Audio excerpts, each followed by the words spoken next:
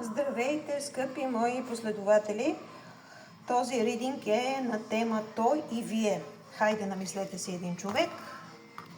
Тази купчинка ще бъде за него, а тази ще бъде за вас. Тоест, отляво мое ляво ще бъде Той, а отясно, мое дясно, Вие. Ето както е така. И сега за него, нека да видим за него Той.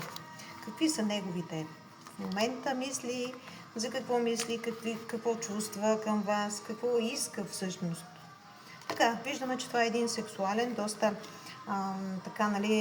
заинтересован от вас в така интимно отношение човек, който иска близост с вас, иска някакви емоции, иска някакви контакти и близост.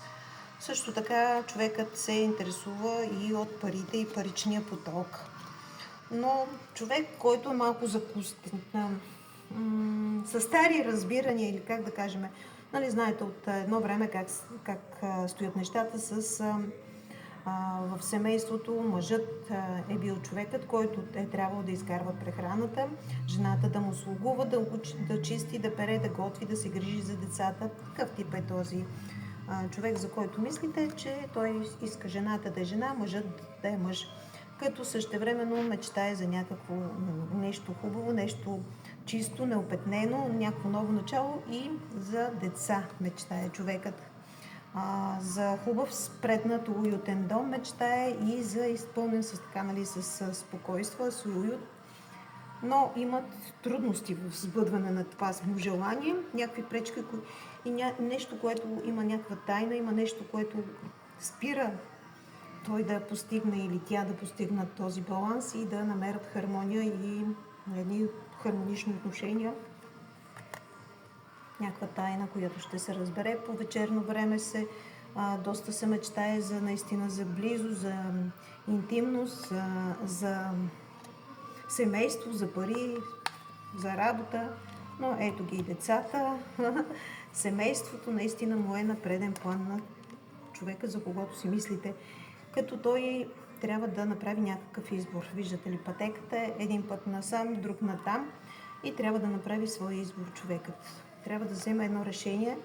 Виждаме, че това решение, което вземе, ще му даде ключът за неговите разрешаване на неговите проблеми в момента.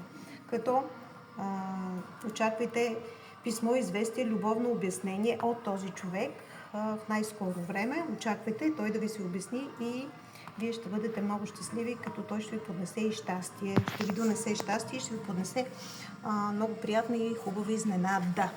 И така, вие какво чувствате? Вие се чувствате като принцесата, която е затворена, виждате ли, в тази кула и чака принцът на белия кон, който да я спаси. Ето го и него, виждате ли за какво говориме. Даже може би имате и така и някакви пак също изпитвате някакво желание за интимност, но и много го обсъждате човекът. Опитвате се, готови сте даже да го отрежете, много сте остри, много сте критични към него, което не е хубаво. Всъщност, бъдете по-приятелски настроени по картата, която идва сега. Виждаме, че вие сте готови за едно приятелство, за едно добро, искате отношение към него, но човекът също е добър приятел и може да изслушва, както и вие. По същия начин и вие мислите за брак, за съюз, за семейство с този човек и така смятате, че той ще бъде вашата опора, вашата сила, вашата подкрепа. Даже вечер много често мислите за тези неща. И за него конкретно човекът има тук някакъв негатив, който трябва да се изчиsti, замеса на друга жена, която влияе негативно и така помрачава някои неща между вас, връзката между вас и нещата да се получават, т.е. тя да има блокажи, които ви изпъват. Виждаме, че вие обичате така с този човек мечтаете и искате да изкарвате и да си прекарвате едно хубаво приятно време. Вие сте човек, който обича забавлението, развлеченията, партитата, купоните, киното, театъра, всякакви такива културни мероприятия и даже дори с него желаете да направите едно такова, една такава среща и дори море, което е така, една почивка, която да ви донесе спокойствие и хубави емоции. Също така сте сексуално настроена към човека и се опитвате така да го съблазните по някакъв начин, но се самобичувате и обвинявате и самонаказвате. Тоест, вие не се дооценявате, имате много ниска самооценка и не се цените достатъчно. Спрете. В YouTube каналът ми Светлина Енджел имам видеа и ще пусна още едно, което ще бъде пак на тема, нали, взаимоотношение, както и това да заобичаме себе си. И какво ни пречи да обичаме себе си и да имаме щастлив и хармоничен живот.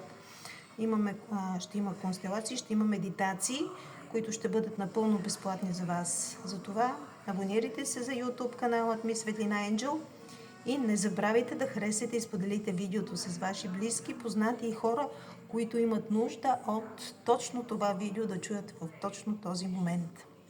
Като, пак напомням, констелация с бащата. Много важна ще направя, но в момента просто технически ми трябва малко повече време, за да преведа статия, която е от руски на български и да ми остане време да запиша видеото. Плюс друга констелация, която ще бъде и с майката. Бащата, майката, в момента има такива видеа, които съм пуснала, кратките версии, но ще има и едни по-разширени, в които търсиме причината, защо вие сте в това положение, и другото видео, което ще изчиства блокажи. Блокажи виждаме, че има при вас, така че абонирайте се за каналът ми, споделете го с ваши познати, дайте обратна връзка и не забравяйте да сложите по едно сърчице. Чао от мен!